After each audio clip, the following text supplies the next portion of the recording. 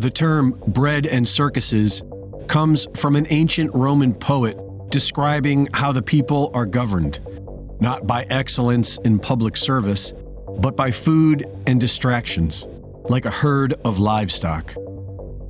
Today's circuses can be found on Twitter, a reflection of the human herd's short attention span. Meaningless distractions to keep everyone calm while their food supply is being destroyed. While fools joke about Biden doing a horrible job, his administration is doing such an efficient job of destroying America that anyone running in 2024, if there is an election, will have to run on the Build Back Better platform. Starvation has been used as a weapon of mass destruction for years. In just a 2-year period, Stalin's communist government murdered over 3 million people in Ukraine by simply pulling the strings of bureaucracy, sanctions.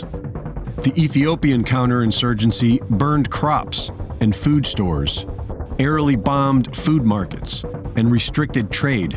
They then began a resettlement plan that killed at least 80,000 people, with further starvation.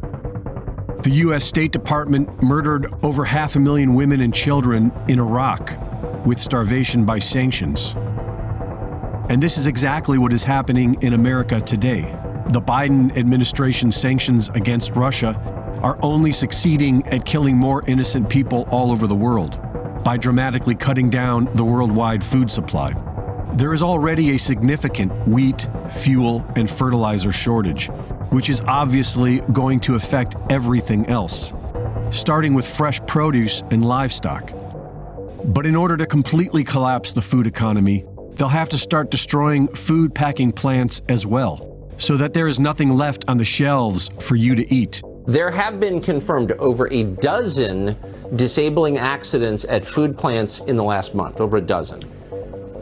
Absolutely, and we're talking about some really significant plants. The Taylor Farms facility in Salinas, California was completely destroyed by a fire last week. We've had 2 major potato processing plants in Belfast, Maine and Warden, Washington that were completely gutted, which is happening at a time where we already have a potato shortage globally. You were talking about the onion supply at that Rio Fresh, but it's not just produce plants. Last month there was a fire that took out a Nestle food plant out in Jonesboro, Arkansas, and that's impacting frozen food brands like Hot Pockets or Stouffer's, which maybe you might buy if you can't get fresh food from a warehouse that just exploded.